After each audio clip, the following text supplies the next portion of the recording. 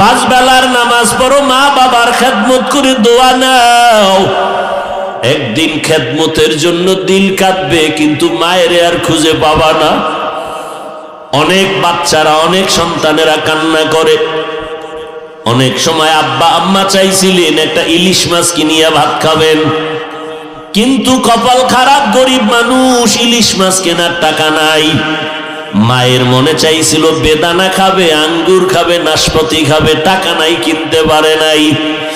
এরে সন্তান, আজকে তোর ফ্রিজে বোঝাই মাছ, তোর ঘরে ফলের অভাব নাই, কিন্তু যেই মা বাবা আফসোস করেছিলেন কিন্তু টাকা ছিল না খাওয়ার মতো, আজকে তোমার ফ্রিজে মাছ আছে, খাওয়ার মা নাই।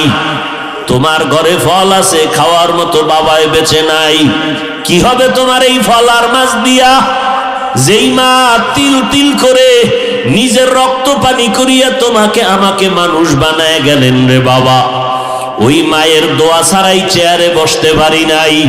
ওই মা বাবার দোয়া আর কান্না ছাড়া পরীক্ষায় তুমি ভালো নাম্বার পাও নাই।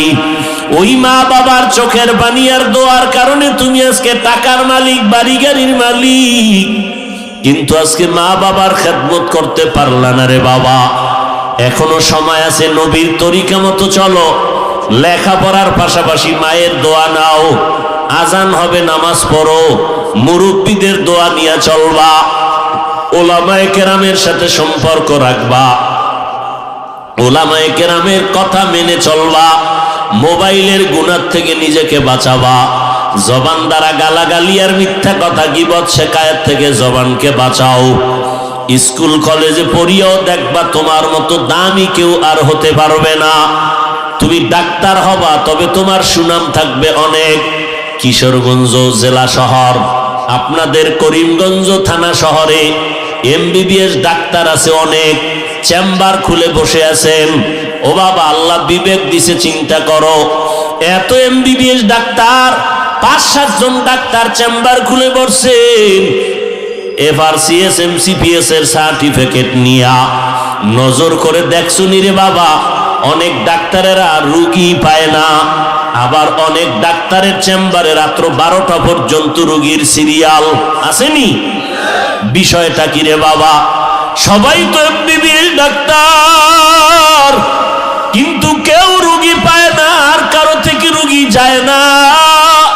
কারণটা কি জানো? ওর সুন্দর আদর্শ আর ব্যবহার আর মা বাবার দোয়া। ডাক্তার তো অভাব নাই, আদর্শওয়ালা ডাক্তারের বড় অভাব। এই জন্য নবী বলেন, দুটো জিনিস রেখে গেলাম, ধরে রাখো। 1 নম্বরে কোরআন, 2 নম্বরে নবীর সুন্নতের মালা গলায় লাগাও। চুলগুলো কাটার মধ্যে নবীর আদর্শ, আঙ্গুলের নখগুলো কেমনে রাখবেন সেখানেও নবীর সুন্নত, জুতা 2টা কেমনে পরবেন খুলবেন সেখানেও নবীর সুন্নত, জামাটা কেমনে খুলবেন আর পরবেন সেখানেও নবীর সুন্নত, বাথরুমে কেমনে যাবেন আর বের হবেন সেখানেও নবীর সুন্নত, দোকান কেমনে চালাবেন, ব্যবসা কেমনে করবেন, সংসার কেমনে চালাবেন সেখানেও নবীর সুন্নত, খানা খাইতে বসিয়া লোকমাটা কেমনে দিবেন সেখানেও নবীর সুন্নত। ও আল্লাহর বান্দা, আমরা নবীর সুন্নত মানার কারণে আমাদের সম্মান মোটেও কমে নাই। হয়তো অনেকে ধোকায় পড়িয়া বলতে পারেন আলেমদের কাছে আপনার সম্মান না। বাবা, মেয়র সাহেবকে তো আজকে পাইলাম না, শুনলাম কি অসুস্থ না? আল্লাহ সুস্থতা দান করেন।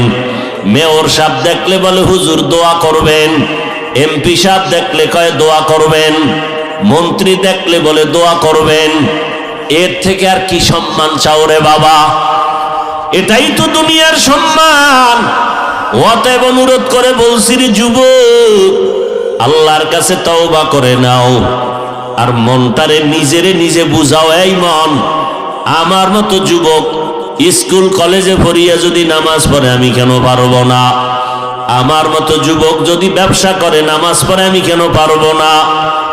আমার মতো যুবক যদি ময়দানে কাজ করে, কৃষি কাজ করে, নদীতে মাছ ধরিয়াও নামাজ পড়ে আমি কেন পারবো না?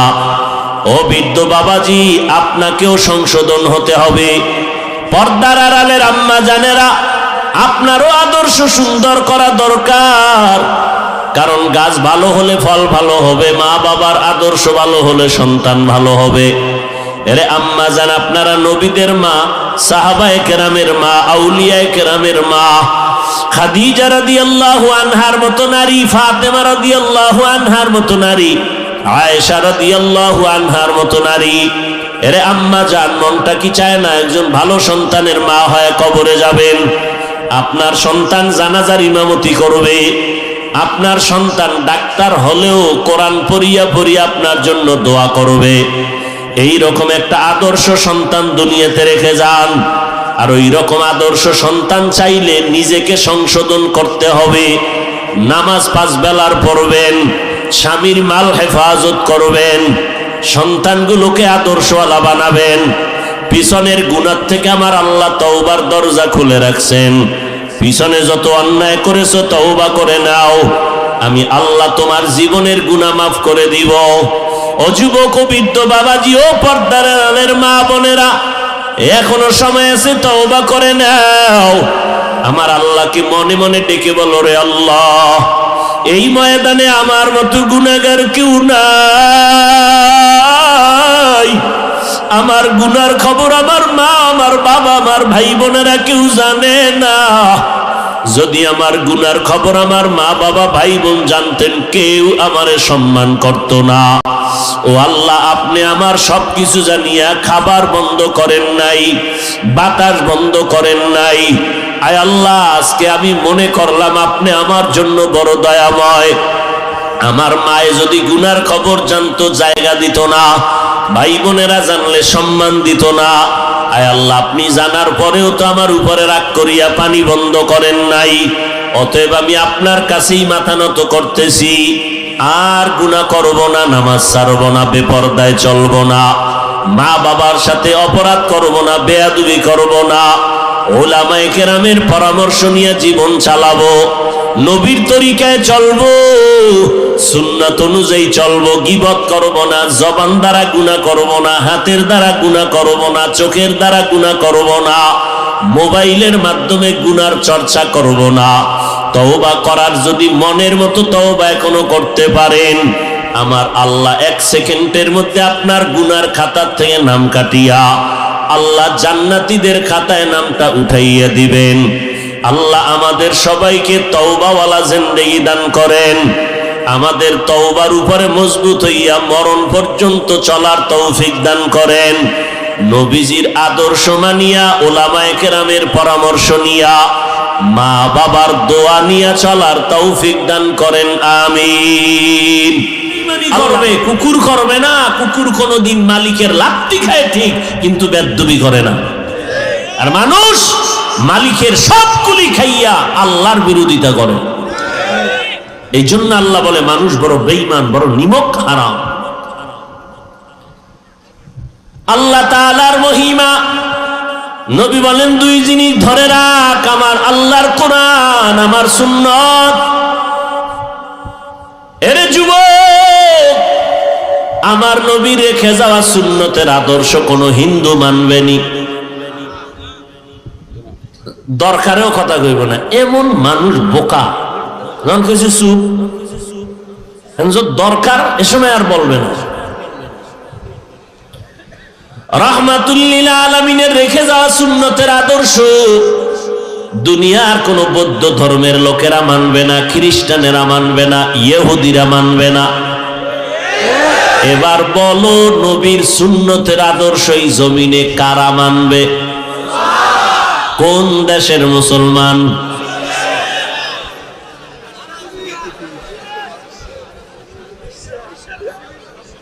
সারা দুনিয়ার মুসলমান। তবে কিশোরগঞ্জ, করিমগঞ্জের মুসলমান বাদ। আপনাদেরও লাগবে? তাহলে চুলগুলো কাইটা ইন্দুর আর বান্দর আর ভাল্লুকের মতো কেন হইলা? তোমার লজ্জা গেল কই? মদিনার নবী বলে গেছেন, লা ঈমানা লিমান লা হায়া আলা, যার লজ্জা নাই তার ঈমান নাই। আবার তুমি লজ্জা অন্যায় করার পরে তোমার মাথা নত করে কান্না দরকার ছিল, লজ্জা না থাকার কারণে তোমার জবানে হাসি আসে।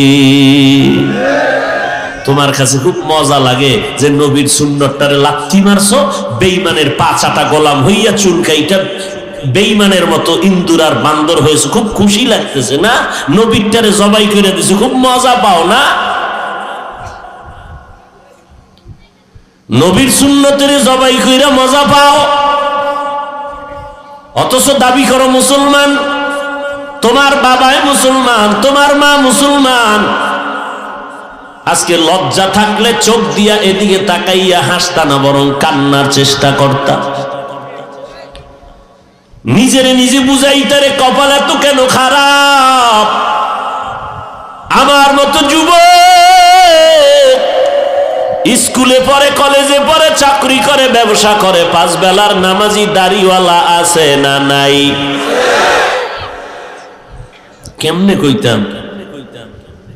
নিজের ভাইয়ের জুতা দিয়া ঘরের মধ্যে দরজা আটকে একা একা কেউ যেন টের না পায়, কপালে বাড়ি মারবি নিজের ভাইয়ের জুতা দিয়া।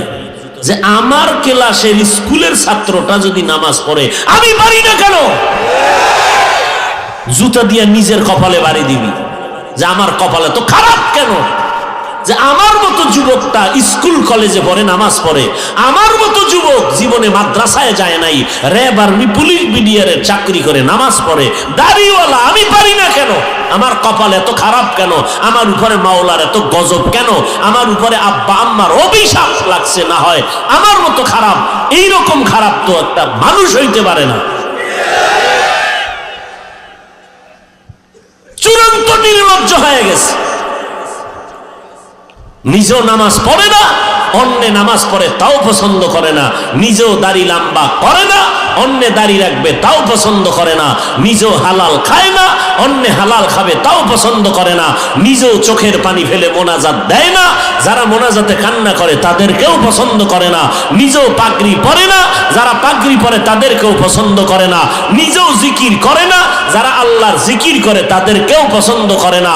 নিজেও হালাল খায় না, পর্দা করে না, যারা পর্দা করে তাদেরকেও পছন্দ করে না।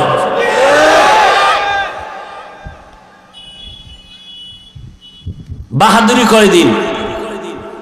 নমরুদের মতো বাহাদুর কেউ হতে পারবে? তো ওই ফালতু বাহাদুরি করিয়া লাভ কি? নমরুদের মতো হইতে পারলে না একটা আশা মৃত্যু, শখ মৃত্যু, হ্যাঁ আমি কঠিন বাহাদুর। তো নমরুদের মতো হইতে পারবা না, ফেরাউনের মতো হইতে পারবা না, সাদ্দাদের মতো পারবা না। তো তোমার এই বাহাদুরি ফাতি নেতামি লাভ কি? আমার এক ওস্তাদ কইতো, চোর হইলে ভালো চোর হইস যেন ধরা না বড়, আর আলেম হইলে ভালো আলেম হইস যেন বাতিলের সাথে আপোষ না করো। বাহাদুর হইলে ভালো মতো হ, দুনিয়া দুনিয়া করলে দুনিয়ার বড় কিছু হয়ে যাও। কিন্তু কই না, দুনিয়া ভাইলা আখেরা তো বরবাদ করলা, ওদিকে দুনিয়াও ভাইলে না। দেখো না তোমার মতো যুবক ছেলেটা বিদেশ থেকে লক্ষ লক্ষ টাকার বস্তা, জীবনের সব কামাই গাট্টি বাইদে আনছে, বাড়ি করছে, বাড়িতে ঢুকবে, চিত্রাং নামের তুফানে কয় ঢুকা নিষেধ। গাছ পড়লো রাত্রে, একই খাটে স্ত্রী, কন্যা, সন্তান, স্বামী, গাছ পড়ে 3 জন নাই। 2 দিন পরে বিল্ডিং এ ঢুকবে, মানুষ কান্দে, মাওলার কুদরত, জীবনের সব কামাই বিল্ডিং এ, কিন্তু ঢুকতে দিল না আমার আল্লাহ। ওই তুফানে, চিত্রাং নামের তুফানের রাত, না কন্যা বাঁচলো, না বউ বাঁচলো, না যুবক ছেলেটা বাঁচলো, 3 জন শেষ। তুমি আজকে এখানে বয়ান শুনতেছো, কালকে ঠিক এমন টাইমে হতে পারো তুমি হসপিটালের রোগী। কিসের বাহাদুরি করো? কিসের বাহাদুরি করো? এই বেটা, আনন্দ আনন্দ করতে করতে চিল্লাইয়া মরছে কয়টা টের পাও নাই? এই যে আনন্দ করছে খেলা খেলা কইরা, এমন খেলা আজরাইল এসে দিছে এক ধাক্কা, এক ধাক্কায় নাই। তো আনন্দ গেল কই? ওর মনে তো কত আশা ছিল, আরো 50 বছর বাঁচবে, ওর অনেক স্বপ্ন ছিল, কই আল্লাহ তো বাঁচতে দিলেন না। আনন্দ সব মাটি হয়ে গেল। চোখের সামনে। আমরা তো রসুলের তরিকা মানতে গিয়া আমাকে সম্মান কমে নাই, তা আপনি মানবেন না কেন বলেন? যদি ক্ষতি হয় যে হুজুর না আপনাদের মতো চলতে গেলে আমাদের ব্যবসা বন্ধ, চাকরি বন্ধ, তাহলে একটা কথা কই, ব্যবসায়ী লাইনে অনেক কোটিপতি আমাদের নবীর তরিকা মেনে চলতেছে, কোনো টেনশন নেই, হারাম খায় না, হালাল ভাবে চলতেছে। RAB, army, OC, DC, SP, IG, chairman, member, MP, মন্ত্রী, 5 বেলার নামাজি, দাড়িওয়ালা, হালাল ভাবে চলে নাই? তা আপনার মানতে সমস্যাটা কি? ও হুজুরদের কথা মিথ্যা, কোরআন মিথ্যা না? আল্লাহ হেদায়েত দান করুন। আজও পর্যন্ত আল্লাহর কোরআনে একটা ভুল কেউ বের করতে পারে নাই। আমার আল্লাহর কোরআন সত্য, আজও পর্যন্ত কেউ ভুল বের করতে পারলো না। বরং অনেক বেদিন বেঈমান আল্লাহর কালামের ভুল বের করতে গিয়া কালেমা পড়িয়া মুসলমান হয়ে গেল। কথা ঠিক নেই? এর যুবক, কয়দিন আর বাঁচবারে বাবা? তোমাদের ময়মনসিংহ এলাকার ঘটনা, কয়েক মাস আগে মোমেনশাহী রোড, 4 লাইনের রোড, গাড়ি দৌড়ায় সেকেন্ডের মাথায়। আল্লাহর বান্দা, এক পার্শ্বে স্ত্রী, মাঝখানে কন্যা সন্তান, হাতে হাত লাগাইয়া রাস্তার পার্শ্ব থেকে ও পার্শ্বে যাবে হাঁটিয়া, দাঁড়াইয়া হাতে হাত লাগাইয়া যখন কদম দিয়া রাস্তার মাঝে গেল, না পার হতে পারলো, না ব্যাক করতে পারলো, টেরাকে চাপ দিল। চাপ দেওয়া মাত্র বাবাও মারা গেল, মাও মারা গেল, কন্যা সন্তান মারা গেল। আমার আল্লাহর কুদরত, ওই মহিলার গর্ভে একটা বাচ্চা, ট্রাকের চাপে বাচ্চাটা মায়ের গর্ভ থেকে বের হয়ে গেল। বাবাও নাই, কন্যাটাও নাই, মাও নাই, কিন্তু ওই দুধের বাচ্চাটাকে আমার মালিক বাঁচায় রাখছেন। হসপিটালে নেওয়ার পর কত টাকাওয়ালারা বলল, রে ভাই টাকা নে, বাচ্চাটা আমারে দাও, কারণ এই বাচ্চাটা মালিকের কুদরতওয়ালা বাচ্চা। কারণ যেই টেরাকে ওর মাকে মারলো, ওর বোনটাকে মারলো, ওর বাবারে মারলো, সেই টেরাকের মধ্যে বাচ্চা কেমনে বাঁচলো বুঝার উপায় নাই। এই বাচ্চাটা আমাকে দিয়া দাও। হসপিটালে নেওয়া হলো, হালকা একটু হাতের মধ্যে ব্যথা পাইছে বাচ্চাটা। এই বাচ্চা একদিন বড় যখন হবে, বুঝের হয়ে যাবে, দেখবে ওর মতো সন্তানেরা মা মা বলে ডাকে, বাবা বাবা বলে ডাকবে, তখন ও তালাশ করবে আমার বাবাই কই, আমার মা কোথায়, কে আমাকে মায়ের আদর দিবে, কে আমাকে বাবার আদর দিবে, আমার কপাল বুঝি খারাপ। এরে যুবক, কিসের দুনিয়ার পাগলামিতে পড়েছো? ইসলাম তো বলে নাই তুমি ব্যবসা করতে পারবা না। আমরা হুজুরেরা তো বলি না সবাই স্কুল বাদ দিয়া মাদ্রাসায় যাও।